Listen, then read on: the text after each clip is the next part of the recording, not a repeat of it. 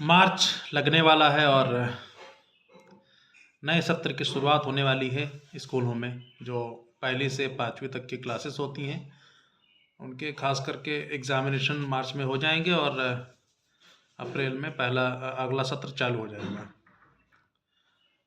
Private स्कूलों में सबसे बड़ी समस्या जो गार्जियन को आने वाली है अप्रैल में वो होगी उनकी बढ़ी हुई फीस। हो सकता है ना भी बढ़े, लेकिन जो सबसे ज़्यादा बोझ पड़ता है वो किताबों का पड़ता है, क्योंकि प्राइवेट स्कूलों की जो किताबें होती हैं वो सारी की सारी एमआरपी पे आपको ख़रीदनी पड़ती हैं और उनकी एमआरपी इतनी हाई होती है कि उसको जस्टिफाई नहीं किया जा सकता है। 18 पन्ने की जो किताबें होती हैं, 20 पन्ने किताबें हैं, 45 पन्ने किताबें हैं, वो 45 45 50 50 पन्ने किताबें जो हैं वो 450, 350, 400, 480 ऐसे एमआरपी होती है और उस एमआरपी पे आपको किताबें खरीदनी पड़ती है। आपको उस किताब को खरीदना ही पड़ता है, ऐसा स्कूल वाले प्रेशर देते हैं। तो गार्जियन भी मजबूर हैं, क्या करें, उनको किताबें लेनी है, बच्चों को पढ़ाना है तो किताबें तो लेनी ही पड़ेंगी।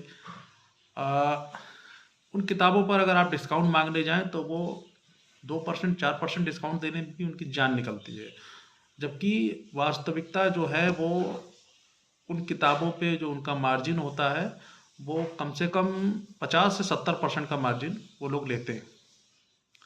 और कुछ किताबें तो वो बेफिजूल की किताबें चलाते हैं जो जिसकी कोई ज़रूरत नहीं।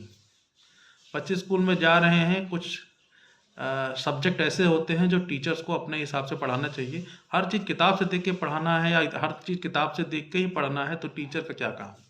तो कुछ जैसे जनरल नॉलेज की जो किताबें होती हैं जो आप क्लास फर्स्ट और सेकंड और थर्ड में लगा देते हैं, उस फर्स्ट सेकंड थर्ड क्लास में जनरल नॉलेज की किताबें लगाना तो कोई आवश्यक नहीं है। उतना जनरल नॉलेज तो टीचर अपने से एक कॉपी बना के बच्चों को वो दे सकता है।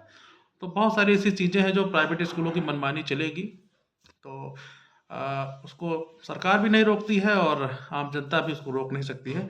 लेकिन जो सबसे बड़ी चीज़ कर सकते हैं वो इस बार स्कूलों की जो किताबें हैं उसको खरीदने से पहले दुकानदार से जीएसटी बिल ज़रूर मांगिए। जीएसटी बिल जब आप दुकानदार से मांगेंगे तो आनाकानी करेगा, लेकिन उसे ज़रूर मांगिए। बिना जीएसटी बिल के किताब बिल्कुल न लीजिए, क्योंकि ये सारी किताबें जब आपको वो जीएसटी बिल देगा तो आप समझ लीजिए कि उस पर वो जो मार्जिन कमा रहा है उसको शो करना पड़ेगा, सरकार को दिखाना पड़ेगा कि हाँ मैं इस पे इतना मार्जिन ले रहा हूँ। तो सरकार को भी पता लगेगा कि किताबों पर कितना हाई मार्जिन जा रहा है और इस प्रकार है। तो कम से कम ये तो कर ही सकते हैं कि किताबों पे जो किताबें ले रहे हैं उसको पक्के बिल पर लें और उसकी पक्की रसीद दुकानदार से मांगें।